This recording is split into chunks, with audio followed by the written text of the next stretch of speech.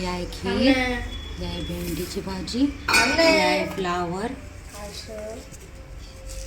ही आहे पोळी, ही आहे कोळणा, हे आहे टमाट्या आणि काकडीची चटणी, हे आहे कैरीचं लोणचं, हे लिंबाचं लोणचं, ही तिळाची चटणी, हा ठेचा.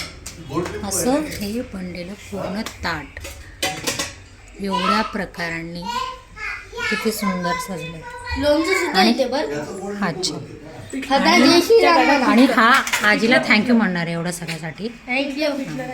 आणि हे आता एक्स्ट्रा ॲड केलं आम्ही पिठलं हे लोणचं आणि हे लोणचं.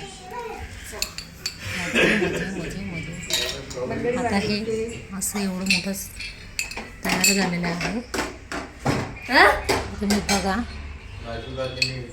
किती सुंदर आहे.